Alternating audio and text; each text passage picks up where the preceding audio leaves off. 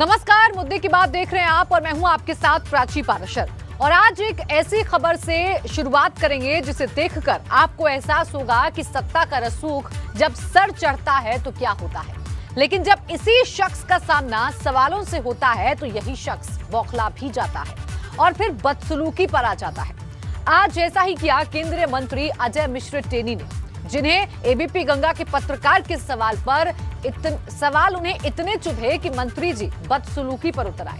हैरान करने वाली बात तो यह है कि ये वो मंत्री हैं जिन्हें संसद से अच्छे आचरण के लिए सांसद रत्न मिला हुआ है, लेकिन इनका आचरण कैसा है इस रिपोर्ट में देखिए।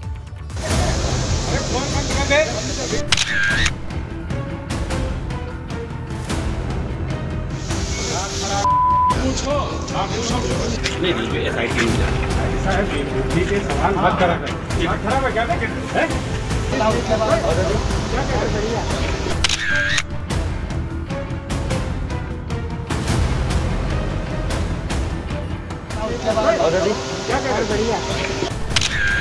ये केंद्रीय गृह राज्य मंत्री अजय मिश्र टेनी है, जो लखीमपुर हिंसा के बाद से ही चर्चा में है। लेकिन जब से SIT की जांच टीम ने लखीमपुर हिंसा को दुर्घटना नहीं बल्कि सोची समझी साजिश बताया, तब से मंत्री जी का पारा चढ़ा हुआ है और ये तस्वीर उसकी सिर्फ वानगी भर है। मंत्री जी, आपके बेटे पर जो और धाराएं लग गई उस पर क्या काम है, उस काम के बारे में बात करो कि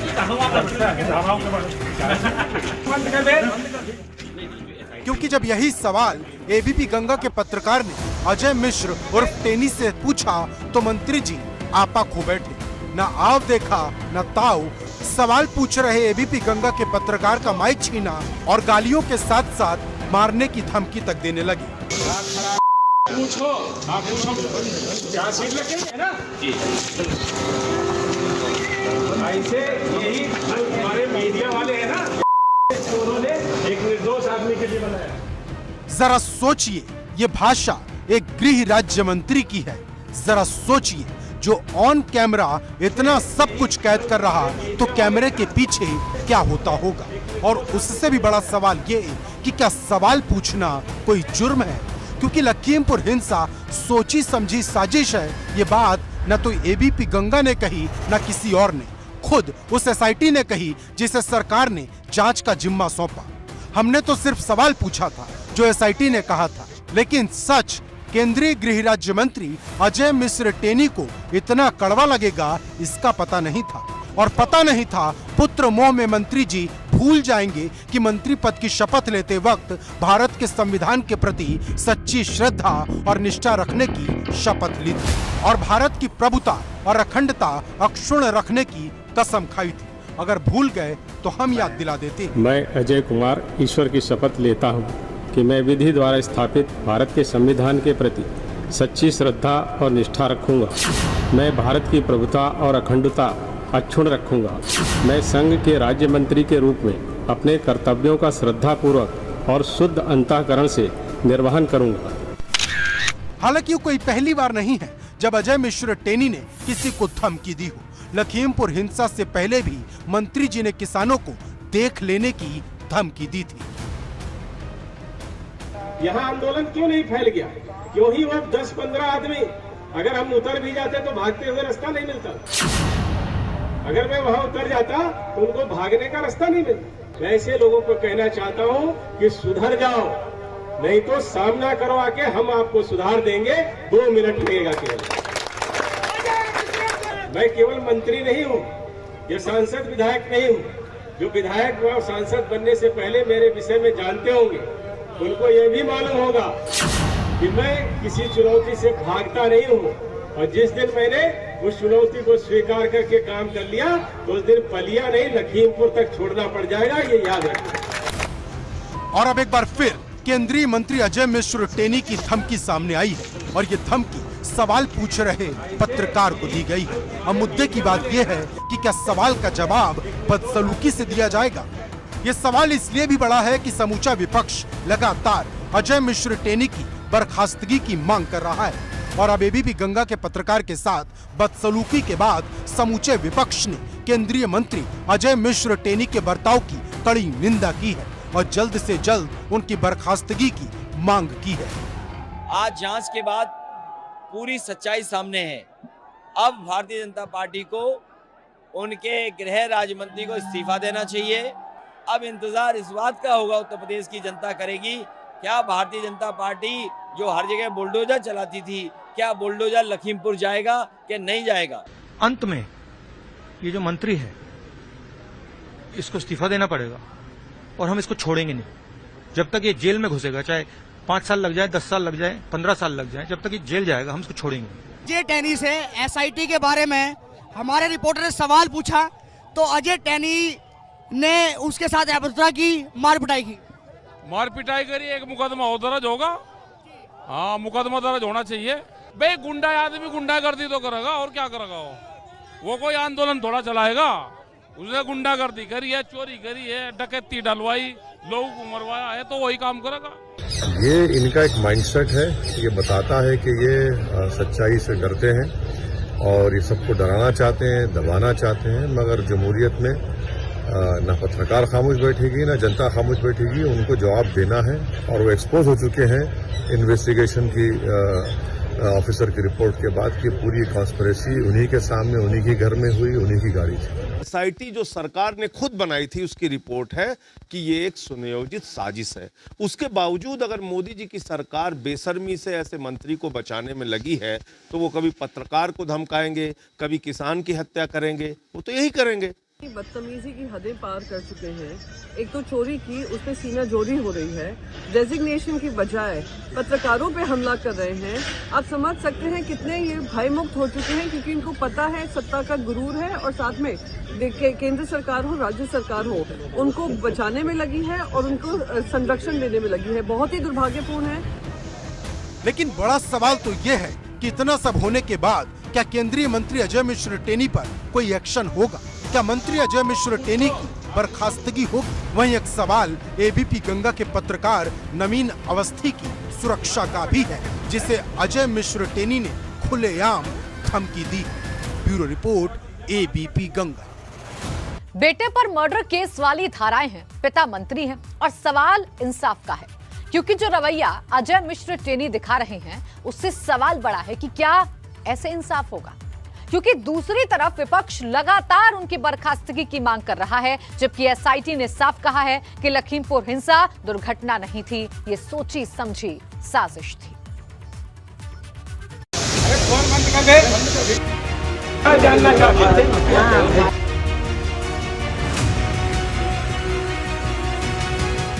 बौखलाए टेनी बदसलूकी पर उतरे।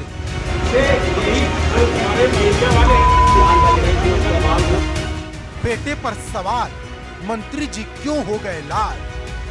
अजय मिश्र टेनी के बदसलूकी के बाद हर कोई हैरान है। लखनऊ वाले भी हैरान हैं, लखनऊ वाले भी हैरान हैं, दिल्ली वाले भी हैरान हैं, क्योंकि एसआईटी की रिपोर्ट आए चंद घंटे भी नहीं हुए कि मंत्री जी अपने बेटे के सवाल पर पत्रकारों को गालियां बकने लगे। अरे फोन बंद कर दे। पूछो, आप पूछो। ऐसे यही हमारे मीडिया वाले हैं ना, यही उन्होंने एक निर्दोष आदमी के लिए बनाया। अजय मिश्र टेनी की ये बौखलाहट इसलिए भी है क्योंकि लखीमपुर हिंसा में मंत्री जी का बेटा आशीष मिश्रा उर्फ मोनू सबसे मुख्य आरोपी है और अब मंत्री जी को अपने बेटे की चिंता सताने लगी है, क्योंकि 70 दिन के बाद एसआईटी ने मान लिया कि 3 अक्टूबर की घटना दुर्घटना नहीं बल्कि सोची समझी साजिश थी, क्योंकि अब मंत्री पुत्र आशीष मिश्रा की मित्र मंडली पर मर्डर केस के तहत कार्रवाई होगी, क्योंकि पहले सिर्फ धारा 279, 338, 304 ए के तहत ही मामला दर्ज हुआ था, लेकिन एसआईटी के खुलासे के बाद अब धारा 307, 326, 302, 34, 120 बी, 147, 148, 149, 3/25/30 के तहत मुकदमा चलेगा। आशीष और अन्य आरोपियों की तरफ से कोर्ट में जो जमानत अर्जी दाखिल की गई थी उसमें पुरानी धाराओं का जिक्र है। अगर कोर्ट पुरानी जमानत अर्जी पर सबको जमानत दे भी दे तो भी ताजा बदली हुई धाराओं के चलते किसी भी आरोपी को रिहाई नहीं मिल सकेगी। लिहाजा सबको नए सिरे से जमानत का प्रार्थना पत्र दाखिल करना होगा। हालांकि इसके बाद भी जमानत का रास्ता आसान नहीं है। आपको बता दें कि लखीमपुर हिंसा में जिन 13 लोगों के नाम हैं, उनमें आशीष मिश्रा, लव कुश, आशीष पांडे, शेखर भारती, अंकित दास, लतीफ उर्फ काले, शिशुपाल, नंदन सिंह बिष्ट, सत्यम त्रिपाठी, सुमित जायसवाल, धर्मेंद्र बंजारा, रिंकू राणा और उल्लास उर्फ मोहित का नाम शामिल है। लेकिन सबसे बड़ा सवाल है कि अगर बेटे पर मर्डर केस हो, पिता केंद्रीय गृह राज्य मंत्री हो, तो क्या इंसाफ हो पाएगा? ये बात हम नहीं बल्कि समूचा विपक्ष कह रहा है और लगातार कह रहा है। ये भारतीय जनता पार्टी को अब अपने गृह राज्य मंत्री को बर्खास्त कर देना चाहिए और जो लोग जांच में हैं उनके खिलाफ सख्त से सख्त कार्रवाई हो, कानूनी तरीके से उनके खिलाफ कार्रवाई हो। गृह राज्य मंत्री हैं देश के, जो अपराधी के पिता हैं, उनकी बर्खास्तगी की जाए। उनका ये मानना है कि जब तक इनकी बर्खास्तगी नहीं होगी तब तक निष्पक्ष जांच नहीं हो सकती और अपराधियों को सही सजा नहीं मिलेगी। वही सवाल उन मृतक किसानों के परिवारों का भी है जो पिछले 2.5 महीने से इंसाफ की राह देख रहे हैं, लेकिन इंसाफ अभी तक नहीं मिला। Bureau report, ABP Ganga. Akhilesh Yadav की हुंकार की, क्योंकि जौनपुर की 9 विधानसभाओं को नापकर अखिलेश यादव ने पूर्वांचल का पूरा ट्रेलर दिखा दिया है। क्योंकि भाजपा हो या सपा, सबका जोर इस वक्त पूर्वांचल में ही है। हाल ही में पीएम मोदी ने काशी में 2 दिन बिताए थे, जिसके जवाब में अखिलेश ने 2 दिन जौनपुर में बिताए हैं। लेकिन सवाल इस बात का है कि इस बार पूर्वांचल अपने वोट से किसकी झोली भरेगा।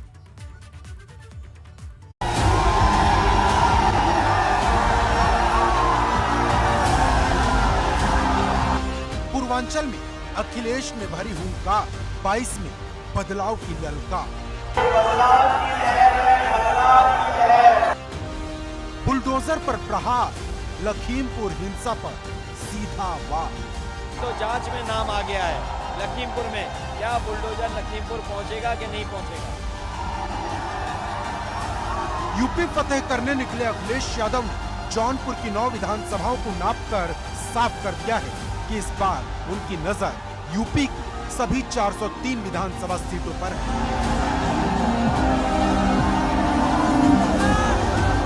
क्योंकि 2 दिन तक लगातार जौनपुर की रैली में जो भीड़ उमड़ी, वो बता रही थी कि समाजवादी पार्टी का जोश 7वें आसमान पर है।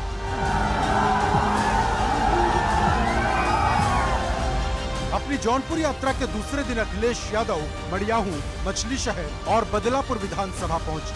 लेकिन अखिलेश का विजय रथ जहां जहां से गुजरा, सपा कार्यकर्ताओं का हुजूम नजर आया और अखिलेश भाजपा पर हमला बोलकर अपने कार्यकर्ताओं में जोश भरते रहे। उत्तर प्रदेश में परिवर्तन होके रहेगा और ये बदलाव की लहर है, बदलाव की लहर। मैं कल से चल रहा हूँ, कल से लेकर के आज जब आपके बीच में पहुंचा हूँ, इतना जन समर्थन कभी समाजवादी पार्टी के दर्शनों में। लेकिन अखिलेश यादव यहीं नहीं रुके। उन्होंने एक हमला लखीमपुर की हिंसा का जिक्र करते हुए बुलडोजर को लेकर भी किया। अब उत्तर प्रदेश की जनता जानना चाहेगी कि जो बुलडोजर माफियाओं पे चलते थे, अपराधियों पे चलते थे, आज जांच में नाम आ गए हैं। क्या बुलडोजर अब गोरखपुर से लेकर के और जो माफिया हर जगह हैं, और अब तो जांच में नाम आ गया है लखीमपुर में, क्या बुलडोजर लखीमपुर पहुंचेगा कि नहीं पहुंचेगा? अखिलेश यादव भाजपा को खुली चुनौती दे रहे हैं। उनकी पूरी कोशिश 22 की जंग को 1-2-1 बनाने की है। वहीं जौनपुर की बात करें तो यहाँ 9 विधानसभा सीटें हैं, जिनमें से 4 पर भाजपा, 3 पर सपा, 1 पर बसपा और 1 सीट पर अपना दल एस ने 2017 में कब्जा जमाया था। लेकिन यहाँ सपा का पलड़ा दूसरे दलों के मुकाबले मजबूत है, क्योंकि यहाँ 3 लाख मुस्लिम और करीब 4 लाख यादव मतदाता है, जिसका गठजोड़ सपा को मजबूत बना देता है। लेकिन सवाल बड़ा है कि क्या ये गठजोड़ इस बार काम करेगा, क्योंकि 2017 में बहुत हद तक ये पास नहीं हो पाया था। पर इस बार अखिलेश यादव को अपनी जीत पर पूरा भरोसा है। यही वजह है कि अखिलेश जहां भी जा रहे 400 सीट पर जीत का नारा दोहरा रहे हैं, जिसे हासिल करने के लिए अखिलेश ने छोटे छोटे दलों का एक गुलदस्ता बनाया है।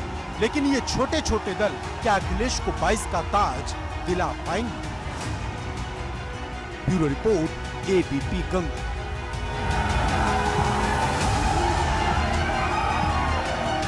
अयोध्या की जहां भाजपा शासित राज्यों के मुख्यमंत्रियों ने पहुंचकर यूपी का सियासी पारा चढ़ा दिया है, क्योंकि अभी काशी में भाजपा के 11 मुख्यमंत्री पहुंचे थे, लेकिन अयोध्या में जिस तरह से भाजपा के राष्ट्रीय अध्यक्ष और 8 मुख्यमंत्रियों ने रामलला के दर्शन किए हैं, उससे सवाल बड़ा हो गया है कि क्या इस बार हिंदुत्व पे चुनाव होगा।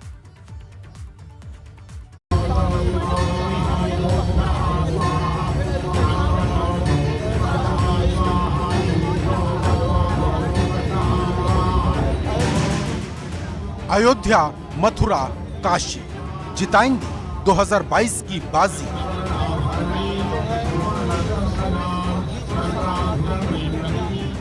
राम जी करेंगे बेड़ा पार, क्या हिंदुत्व बनेगा जीत का हथियार?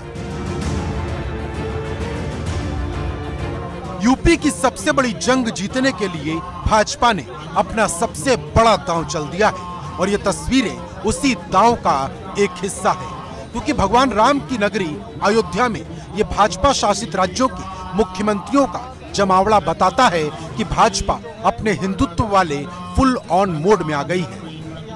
हम सबके लिए बहुत ही सौभाग्य की बात है और करोड़ों देशवासियों के दिल में रामलला का भव्य मंदिर बने, ये सबकी आकांक्षा थी, वह पूरी हो रही है। क्योंकि 8 राज्यों के मुख्यमंत्री और भाजपा के राष्ट्रीय अध्यक्ष जेपी नड्डा अयोध्या नहीं गए। उन्होंने सबसे पहले सरयू घाट पर पूजा की, फिर हनुमानगढ़ी गए। इसके बाद सबने विधि विधान से रामलला के दर्शन किए।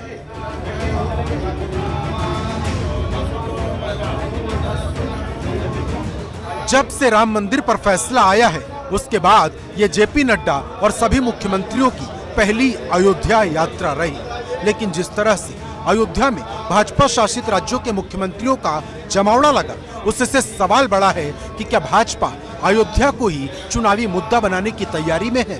क्योंकि इससे पहले 1991 में यूपी, मध्य प्रदेश, राजस्थान और हिमाचल प्रदेश के मुख्यमंत्री एक साथ अयोध्या पहुंचे थे, लेकिन वो राम मंदिर मुद्दे का दौर था और ये यूपी चुनाव का दौर है। और जैसे जैसे चुनाव आगे बढ़ रहा है, भाजपा हिंदुत्व को हथियार के रूप में इस्तेमाल कर रही है। क्योंकि अयोध्या से पहले काशी में भाजपा शासित 12 राज्यों के मुख्यमंत्री एक साथ नजर आए थे।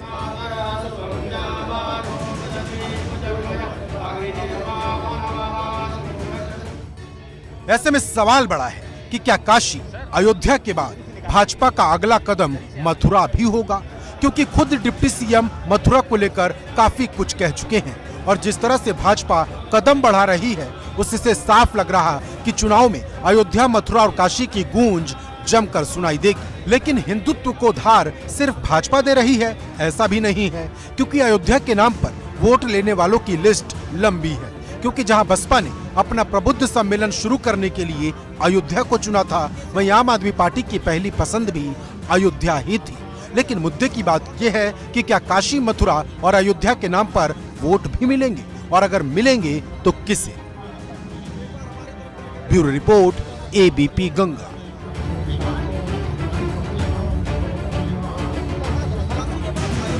कैप्टन की जिसे हमने खो दिया है, क्योंकि कुन्नूर हेलीकॉप्टर क्रैश में एकमात्र बचे कैप्टन वरुण सिंह का निधन हो गया। उनका इलाज 7 दिनों से बेंगलुरु में चल रहा था।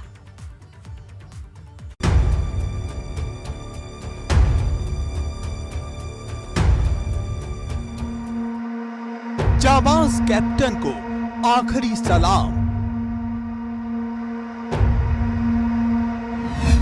168 घंटे की कभी ना भूलने वाली जंग। एक बार फिर आंख नम है। आज फिर देश पर दुखों का पहाड़ टूटा है, क्योंकि अभी ये देश अपने जनरल बिपिन रावत और उन 12 शहीदों का गम भूला भी नहीं था, कि कैप्टन वरुण सिंह के निधन की खबर ने पूरे देश को गम दे दिया है। कैप्टन वरुण सिंह क्रैश हुए हेलीकॉप्टर में सवार वो इकलौते शख्स थे जो उस वक्त जिंदा बचे थे, लेकिन उनकी हालत नाजुक थी। पिछले 7 दिनों से उनका इलाज बेंगलुरु में चल रहा था। उनकी सलामती के लिए पूरा देश दुआएं मांग रहा था, लेकिन 168 घंटों तक सांसों और मौत के बीच जंग चली। आखिर में मौत जीत गई और देश से जाबाज कैप्टन छीन लिया। कैप्टन वरुण सिंह के निधन से पूरे देश में शोक की लहर है, क्योंकि इसी साल राष्ट्रपति रामनाथ कोविंद ने उन्हें शौर्य चक्र से सम्मानित किया था। उन्हें ये अवार्ड फ्लाइंग कंट्रोल सिस्टम खराब होने के बाद भी 10,000 फीट की ऊंचाई से तेजस विमान की सफल लैंडिंग कराने पर दिया गया था। वरुण ने आपदा के समय धैर्य नहीं खोया और आबादी से दूर ले जाकर विमान की सफल लैंडिंग कराई थी, जिससे अंदाजा लगाया जा सकता है कि कैप्टन वरुण सिंह इस देश के लिए क्या थे। लेकिन आज इस देश ने अपने योद्धा को खो दिया है। Bureau report, ABP Ganga.